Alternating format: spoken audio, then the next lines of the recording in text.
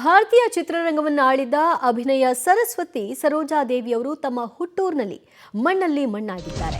ಇವತ್ತು ಅವರ ಹುಟ್ಟೂರಿಗೆ ಅವರ ಪಾರ್ಥಿವ ಶರೀರವನ್ನು ತೆಗೆದುಕೊಂಡು ಹೋಗಲಾಗಿದ್ದು ಅಲ್ಲಿ ಹಿರಿಯ ನಟಿಯ ಅಂತಿಮ ವಿಧಿವಿಧಾನಗಳನ್ನು ನೆರವೇರಿಸಲಾಗಿದೆ. ತಾಯಿಯ ಸಮಾಧಿ ಬಳಿ ಪುತ್ರ ಕಣ್ಣೀರಿಟ್ಟಿದ್ದಾರೆ. ಚನ್ನಪಟ್ಟಣದ ದಶಾವರದಲ್ಲಿ ಅಂತ್ಯಕ್ರಿಯೆಯನ್ನು ನೆರವೇರಿಸಲಾಯಿತು. ಸಕಲ ಸರ್ಕಾರಿ ಗೌರವಗಳೊಂದಿಗೆ ಅಂತ್ಯಕ್ರಿಯೆ ಜರುಗಿದೆ.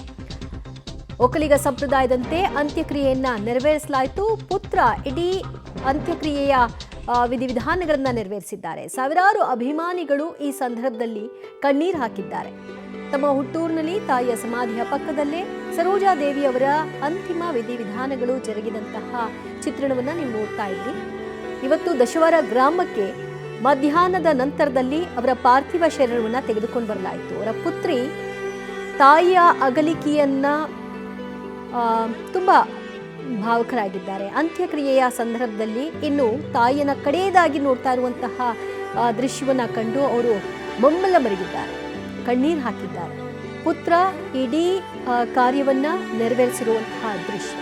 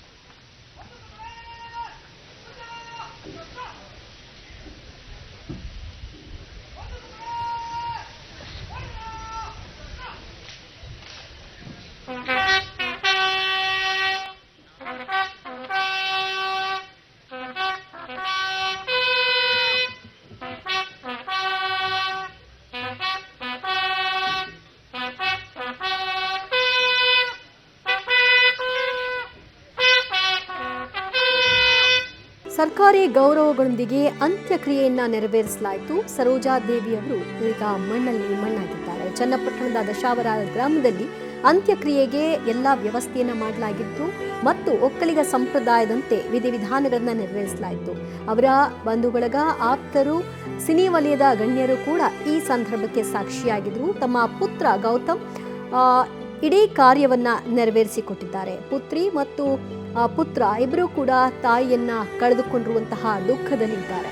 ಚನ್ನಪಟ್ಟಣದ ದಶಾವರ ಗ್ರಾಮಸ್ಥರು ಕೂಡ ಸಾವಿರಾರು ಸಂಖ್ಯೆಯಲ್ಲಿ ನೆರೆದಿದ್ದು ಇವತ್ತು ಅಂತಿಮ ದರ್ಶನವನ್ನ ಪಡ್ಕೊಂಡ್ರು. ಬೆಳಗ್ಗೆಯವರೆಗೂ ಕೂಡ ಬೆಂಗಳೂರಿನಲ್ಲಿ ಅಂತಿಮ ದರ್ಶನಕ್ಕೆ ವ್ಯವಸ್ಥೆಯನ್ನ ಮಾಡಲಾಗಿತ್ತು. ಅದಾದ ನಂತರದಲ್ಲಿ ಮಧ್ಯಾಹ್ನದ ವೇಳೆಗೆ ದಶಾವರ ಗ್ರಾಮಕ್ಕೆ ತಲುಪಿದಂತಹ ಪಾರ್ಥಿವ ಶರೀರವನ್ನ ಕಂಡು ಇಡೀ ಗ್ರಾಮಸ್ಥರು ದುಃಖಿತರಾಗಿದ್ದಾರೆ. ಇಡೀ ಕ್ರಿಯೆ ಹೇಗೆ ಸಾಗಿತು ಅನ್ನೋದರ ದೃಶ್ಯವನ್ನು ನೋಡ್ತಾ ಇದ್ರಿ. ಮಣ್ಣನ್ನು ಗುಂಡಿಯನ್ನು ತೋಡಲಾಗಿತ್ತು. ಆ ನಂತರದಲ್ಲಿ ಒಕ್ಕಲಿಗ ಸಂಪ್ರದಾಯದಂತೆ ಮಣ್ಣು ಮಾಡುವಂತಹ ಪದ್ಧತಿಯನ್ನು ಇಲ್ಲಿ ಪಾಲನೆ ಮಾಡಲಾಗಿದೆ ಮತ್ತು ಅಂತ್ಯಕ್ರಿಯೆಯ ಮುನ್ನ ಯಾವೆಲ್ಲ ಕಾರ್ಯಗಳನ್ನ ಮಾಡಲಾಗುತ್ತೆ ಅದೆಲ್ಲವನ್ನೂ ಕೂಡ ಶಾಸ್ತ್ರೋಕ್ತವಾಗಿ ನೆರವೇರಿಸಿಕೊಟ್ಟಿದ್ದಾರೆ. ಆ ಕುಡಿಕೆಯನ್ನು ಹೊತ್ತಿದಂತಹ ಅವರ ಪುತ್ರ ಮೊದಲನೇದಾಗಿ 3 ಇಡಿ ಮಣ್ಣನ್ನು ಆ ಗುಂಡಿಗೆ ಹಾಕ್ತಾರೆ. ಅದಾದ ನಂತರದಲ್ಲಿ ಬಂಧು ಮಿತ್ರರೆಲ್ಲರೂ ಕೂಡ ಆ ಮಣ್ಣನ್ನು ಹಾಕೋ ಮೂಲಕವಾಗಿ ಅಂತಿಮವಾಗಿ ಆ ಋಣವನ್ನು ಮುಕ್ತರನ್ನಾಗಿ ಮಾಡಿಕೊಳ್ಳುವಂತಹ ಚಿತ್ರಣ. ಮೊದಲಿಗೆ ಪಾರ್ಥಿವ ಶರೀರ ಇಟ್ಟ ನಂತರದಲ್ಲಿ ಉಪ್ಪನ್ನು ಹಾಕಲಾಗುತ್ತೆ, ವಿಭೂತಿಗಳನ್ನ ಹಾಕಲಾಗುತ್ತೆ, ಹೂವನ್ನು ಹಾಕಲಾಗುತ್ತೆ. ಅದಾದ ನಂತರದಲ್ಲಿ ಮಣ್ಣು ಹಾಕ್ತಾರೆ. ಅದೇ ರೀತಿಯಾಗಿ ಇಲ್ಲಿಯೂ ಕೂಡ ಪಾಲನೆ ಮಾಡಲಾಗಿದ್ದು, ಇದೀಗ ಸಮಾಧಿ ಮಾಡುವಂತಹ ನಿಟ್ಟಿನಲ್ಲಿ ಕುಟುಂಬಸ್ಥರು ಅಲ್ಲಿ ಚಿಂತನೆಯನ್ನು ಕೂಡ ನಡೆಸಿದ್ದಾರೆ. ಈ ಅಂತ್ಯಕ್ರಿಯೆ ನೆರವೇರಿದೆ. ಇದರ ಪಕ್ಕದಲ್ಲೇ ಅವರ ತಾಯಿಯ ಒಂದು ಸಮಾಧಿ ಕೂಡ ಇರೋದು. ಅದರ ಪಕ್ಕದಲ್ಲೇ ಆಗಬೇಕು ಅಂತ ಅವರು ಕೆಲ ತಿಂಗಳುಗಳ ಹಿಂದೆ ಹೇಳಿಕೊಂಡಿದ್ರಂತೆ. ಅದೇ ರೀತಿಯಲ್ಲಿ ಪುತ್ರ ಇವತ್ತು ಚನ್ನಪಟ್ಟಣದ ದಶವರ ಗ್ರಾಮದಲ್ಲಿ ಅಂತ್ಯಕ್ರಿಯೆಯನ್ನ ನೆರವೇರಿಸಿಕೊಟ್ಟಿದ್ದಾರೆ. ದಶವರ ಗ್ರಾಮದ ಜನತೆ ಇವತ್ತು ಸರೋಜಾದೇವಿ ಅವರನ್ನ ಅಗಲಿದ್ದು ಬಹಳ ನೋವಿನಲ್ಲಿದ್ದಾರೆ. ಹಲವಾರು ಸಮಾಜಮುಖಿ ಕೆಲಸಗಳನ್ನ ಮಾಡಿದ್ದ ವಿಷಯ ಮತ್ತು ಸಿನಿಮಾಗಳಲ್ಲಿ ಅವರು ತೊಡಗಿಸಿಕೊಂಡಂತಹ ರೀತಿ ಮತ್ತು ಸಿನಿಮಾ ಮತ್ತು ವೈಯಕ್ತಿಕ ಬದುಕಿನಲ್ಲಿ ಅವರು ಪಾಲನೆ ಮಾಡ್ಕೊಂಡು ಬಂದಂತಹ ಶ್ರದ್ಧೆ, ಇದೆಲ್ಲವೂ ಕೂಡ ಇವತ್ತು ಜನಮಾನಸದಲ್ಲಿ ಹಾಗೆಯೇ ಅಚ್ಚಳಿಯದ ಹಾಗೆ ಉಳಿದುಕೊಂಡಿದೆ. 200 ಸಿನಿಮಾಗಳು, 161 ಸಿನಿಮಾಗಳಲ್ಲಿ ನಾಯಕ ನಟಿಯಾಗಿ 7 ದಶಕಗಳ ಕಾಲ ಚಿತ್ರರಂಗದಲ್ಲಿ, ಅದರಲ್ಲೂ ಕೂಡ ಭಾರತೀಯ ಚಿತ್ರರಂಗದಲ್ಲಿ ಕನ್ನಡ, ಹಿಂದಿ, ತಮಿಳು, ತೆಲುಗು ಖ್ಯಾತಿಯನ್ನ ಗಳಿಸೋದು, ಹೆಸರಾಂತ ಸ್ಟಾರ್ ನಟರುಗಳ ಜೊತೆಗೆ ಸರಿಸಮಾನವಾಗಿ ಪಾತ್ರಗಳನ್ನ ಮಾಡ್ತಾ ಬಂದಿದ್ದು ಕೂಡ ಒಂದು ಹೆಗ್ಗಳಿಕೆಯೇ ಸರಿ. ಆ ಕಾರಣದಿಂದಾಗಿ ಅವರನ್ನ ಲೇಡಿ ಸೂಪರ್ ಸ್ಟಾರ್ ಅಂತ ಎಲ್ಲರೂ ಕೂಡ ಸಂಬೋಧಿಸೋದು. ಅವರ ಸಿನಿಮಾ ಕೆರಿಯರ್ ಮದುವೆಯಾದ ನಂತರದಲ್ಲೇನು ಮುಕ್ತವಾಗಿರಲಿಲ್ಲ. ಸಿನಿಮಾ ಕೆರಿಯರ್ ಮದುವೆ ಆದ ನಂತರದಲ್ಲೂ ಕೂಡ ಇನ್ನು ಪೀಕ್ನಲ್ಲೇ ಇತ್ತು ಅಂತ ಹೇಳ್ಬೋದು. ಸಾಮಾನ್ಯವಾಗಿ ನಾವು ಎಷ್ಟೋ ಸಿನಿಮಾ ನಟಿಯರನ್ನ ಇತ್ತೀಚಿನ ದಿನಗಳಲ್ಲಿ ನೋಡ್ತೀವಿ. ಮದುವೆ ಆದ ನಂತರದಲ್ಲಿ ಕೆರಿಯರ್ ಮುಗಿದು ಹೋಯ್ತಪ್ಪ, ಅವರಿಗೆ ಒಳ್ಳೊಳ್ಳೆ ಆಫರ್ಗಳಲ್ಲಿ ಬರಲ್ಲ ಅಂತ. ಅದರಂತೆ ಆಗಿರೋದು ಹೌದು. ಆದರೆ ಸರೋಜಾದೇವಿಯವರ ವಿಷಯದಲ್ಲಿ ಆ ರೀತಿಯ ಮಾತುಗಳೆಲ್ಲವೂ ಕೂಡ ಸುಳ್ಳು.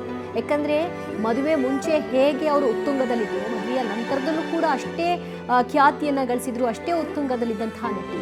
ಇಷ್ಟೆಲ್ಲದರ ಮಧ್ಯೆ ಆ ಪೀಕ್ನಲ್ಲಿರೋ ಟೈಮ್ನಲ್ಲೇ ಅವರು ಚಿತ್ರರಂಗದಿಂದ ಎಕ್ಸಿಟ್ ಆಗಿದ್ದು ಕೂಡ ಒಂದಷ್ಟು ಜನರಿಗೆ ಆಘಾತವನ್ನು ಉಂಟು ಮಾಡಿತ್ತು. ಇವತ್ತು ಭಾರತೀಯ ಚಿತ್ರರಂಗ ಇವತ್ತು ಒಂದು ರೀತಿ ಶೋಕದಲ್ಲಿ ಇದೆ ಅಂದರೂ ಕೂಡ ತಪ್ಪಾಗಲ್ಲ. ಯಾಕಂದರೆ ತಮಿಳು, ತೆಲುಗು, ಹಿಂದಿ ಎಲ್ಲ ಚಿತ್ರರಸಿಕರಿಗೂ ಕೂಡ ಬೇಕಾಗಿದ್ದಂತಹ ಒಬ್ಬ ಅದ್ಭುತ ಕಲಾವಿದೆ ಅಂದರೂ ಕೂಡ ತಪ್ಪಾಗಲ್ಲ. ಮಾಲಾಶ್ರೀ, ಜಯಮಾಲಾ ಸೇರಿದಂತೆ ಬಹುತೇಕರು ಇವತ್ತು ಕಂಬನಿ ಮಿಡಿದಿದ್ದಾರೆ. ಅವರ ಹುಟ್ಟೂರಿನಲ್ಲಿ ಮಣ್ಣಲ್ಲಿ ಮಣ್ಣಾಗಿದ್ದಾರೆ ಸರೋಜಾದೇವಿಯವರು. ಅಭಿನಯಕ್ಕೆ ಹೆಸರುವಾಸಿಯಾಗಿದ್ದರು. ಅವರ ಕಣ್ಣುಗಳ ಮೂಲಕವೇ ಜನಮಾನಸದಲ್ಲಿ ಒಂದು ರೀತಿ ಅಟ್ರಾಕ್ಷನ್ ಅನ್ನು ಕ್ರಿಯೇಟ್ ಮಾಡ್ತಾ ಇದ್ರು. ಅಂತಹ ನಟಿ ಇವತ್ತು ಸಾವಿನಲ್ಲೂ ಕೂಡ ಸಾರ್ಥಕತೆಯನ್ನು ಮೆರೆದಿದ್ದಾರೆ ಅಂದರೆ ಮೆಚ್ಚಲೇಬೇಕಾದಂತಹ ವಿಚಾರ. ಯಾಕಂದರೆ ತಮ್ಮ ನೇತ್ರದಾನವನ್ನು ಮಾಡಿದ್ರು. ನಿನ್ನೆ ಅಷ್ಟೇ ನೇತ್ರದಾನದ ಪ್ರಕ್ರಿಯೆಗಳನ್ನು ಅವರ ಕುಟುಂಬಸ್ಥರು ಪೂರ್ಣ ಮಾಡಿದ್ದನ್ನು ಕೂಡ ನೋಡಬಹುದಾಗಿದೆ. ಇವತ್ತು ಸರ್ಕಾರಿ ಗೌರವದೊಂದಿಗೆ ಅವರಿಗೆ ಅಂತ್ಯಕ್ರಿಯೆಯನ್ನು ನೆರವೇರಿಸಿದ್ದಾರೆ. ಕಾರಣ ಅವರು ಪದ್ಮಶ್ರೀ, ಪದ್ಮಭೂಷಣ ಪ್ರಶಸ್ತಿಯ ಪುರಸ್ಕೃತರು. ಆ ಕಾರಣದಿಂದಾಗಿ ಅವರಿಗೆ ಸಲ್ಲಬೇಕಾದಂತಹ ಗೌರವವನ್ನು ರಾಜ್ಯ ಸರ್ಕಾರ ಇವತ್ತು ನೆರವೇರಿಸಿಕೊಟ್ಟಿದೆ. DCM DK ಶಿವಕುಮಾರ್ ಅವರು ಸಮಾಧಿ ಅಂದರೆ ಅಂತ್ಯಕ್ರಿಯೆಯ ಸ್ಥಳಕ್ಕೆ ಅವರು ಕೂಡ ಹೋದರು. ಅದಾದ ನಂತರದಲ್ಲಿ ಇಡೀ ಕಾರ್ಯಕ್ರಮವನ್ನು ನೆರವೇರಿಸಿಕೊಟ್ಟಿದ್ದಾರೆ. ಕುಶಾಲತೋಪನ್ನು ಹಾರಿಸೋ ಮೂಲಕವಾಗಿ ಅವರಿಗೆ ರಾಷ್ಟ್ರಧ್ವಜವನ್ನು ಹೊದಿಸುವ ಮೂಲಕ ಗೌರವವನ್ನು ಸಮರ್ಪಣೆ ಮಾಡಲಾಯಿತು. ಅದಾದ ನಂತರದಲ್ಲಿ ಆ ರಾಷ್ಟ್ರಧ್ವಜವನ್ನು ಅವರ ಕುಟುಂಬಸ್ಥರಿಗೆ ಹಸ್ತಾಂತರ ಮಾಡುವಂತಹ ಪ್ರಕ್ರಿಯೆಯನ್ನು ಕೂಡ ಮಾಡಲಾಗಿದೆ. ಇವತ್ತು ನಾವೆಲ್ಲ ಒಂದು ದೊಡ್ಡ ಚಿತ್ರನಟಿ, ತಂದೆಯಾದಂಥ ಬಿರುದುಗಳನ್ನು ಪಡೆದಂಥ ಎಲ್ಲ ನಮ್ಮ ದಕ್ಷಿಣ ಭಾರತದ ಎಲ್ಲ ಭಾಷೆಗಳಲ್ಲೂ ಕೂಡ ಭಾಳ ಪ್ರಮುಖವಾದಂಥ ಕಲಾವಿದರ ಜೊತೆ, ದೊಡ್ಡ ದೊಡ್ಡ ಆರ್ಟಿಸ್ಟ್ ಜೊತೆ, ಒಬ್ಬೊಬ್ಬರ ಜೊತೆನೂ 25-25ಕ್ಕೂ ಹೆಚ್ಚು ಸಿನಿಮಾಗಳಲ್ಲಿ ನಟಿಸಿ ಅಪಾರವಾದಂಥ ಕೀರ್ತಿಯನ್ನು ಪಡ್ಕೊಂಡಂಥ ಒಂದು ನಮ್ಮ ಊರಿನ ಮಗಳು. ಇಡೀ ಕರ್ನಾಟಕ ಸರ್ಕಾರ ಮತ್ತು ದಕ್ಷಿಣ ಭಾರತ ಎಲ್ಲ ಕಲಾಭಿಮಾನಿಗಳು ಇವತ್ತು ಭಾಳ ಗೌರವದಿಂದ ಅವ್ರಿಗೆ ನಮನವನ್ನು ಅರ್ಪಿಸುವಂಥ ಕೆಲಸ ಇವತ್ತು ನಮ್ಮ ಸರ್ಕಾರ ಮಾಡಿದೆ. ಬಿ ಸರೋಜಾದೇವಿಯವ್ರಿಗೂ ಭಾಳ ನನಗೆ ಚಿಕ್ಕದ್ರಿಂದ ಪರಿಚಯ. ಚಿಕ್ಕದ್ರಿಂದ ಅಂದರೆ ಒಂದು 81-82ರಿಂದ ಕೂಡ ನನಗೆ ಭಾಳ ಹತ್ತಿರದಿಂದ ಬಲ್ಲೆ. ನಾನು ಹೊಸದಾಗಿ ಮಂತ್ರಿ ಆದಂಥ ಸಂದರ್ಭದಲ್ಲಿ ನನ್ನ ಕರೆದು ನೀನು ಯಾವ್ದಾದ್ರು ಫಿಲಮಲ್ಲಿ ಆ್ಯಕ್ಟ್ ಮಾಡ್ಬೋದು ಕಣೋ ಅಂತ ಹೇಳ್ತಿದ್ರು. ಭಾಳ ಆತ್ಮೀಯಾಗಿ ನಮ್ಮ ಜಿಲ್ಲೆಯವರವರು.